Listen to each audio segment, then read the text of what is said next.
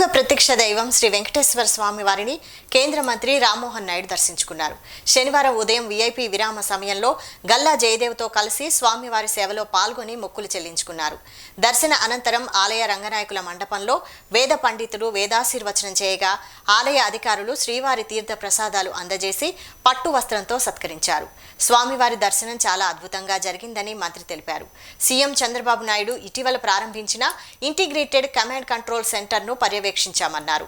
భక్తులకు తక్కువ సమయంలో మెరుగైన సౌకర్యాలు కల్పించేందుకు ముఖ్యంగా ఆర్టిఫిషియల్ ఇంటెలిజెన్స్ సాంకేతికతను వాడుతూ ఈ సెంటర్ను ఏర్పాటు చేయడం అభినందనీయమని కొనియాడారు.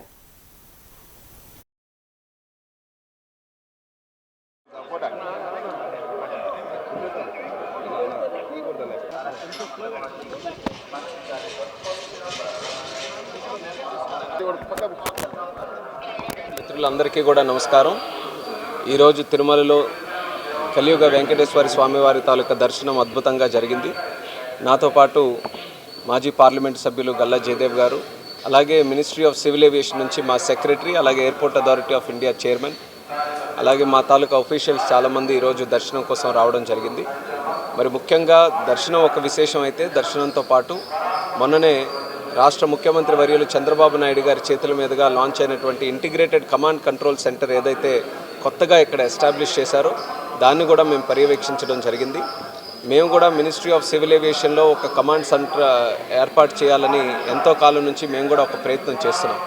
మాకు కూడా ఈరోజు చాలా ఉపయోగపడే విధంగా బ్రహ్మాండంగా ఈరోజు ఇక్కడ కమాండ్ కంట్రోల్ సెంటర్ చేశారు. దానికి టీటీడీ వారికి హృదయపూర్వకమైనటువంటి అభినందనలు తెలియజేస్తున్నాం.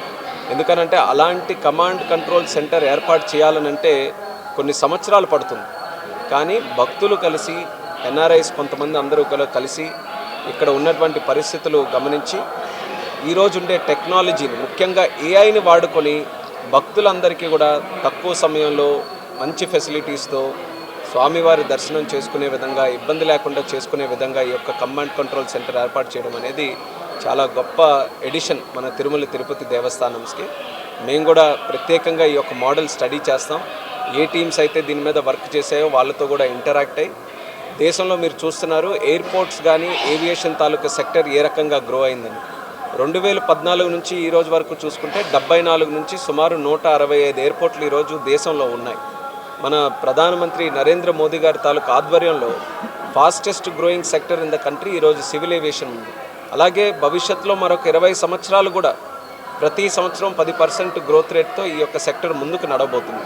అలాంటి సమయంలో ఆపరేషన్స్ కానీ, ప్యాసింజర్స్ కానీ, లేకపోతే ఎయిర్పోర్ట్ తాలూకా కార్యకలాపాలు కానీ, ఇవన్నీ కూడా ఒక కమాండ్ కంట్రోల్ సెంటర్ నుంచి మనం కూడా ఆపరేట్ చేయగలిగితే ఇంకా మంచి ఫెసిలిటీస్ మన ప్యాసింజర్స్ కూడా ఇచ్చే అవకాశం మాకు కూడా ఉంటుంది. ఈరోజు ఒక గొప్ప లెర్నింగ్ మాకు ఇక్కడ కమాండ్ కంట్రోల్ సెంటర్ది.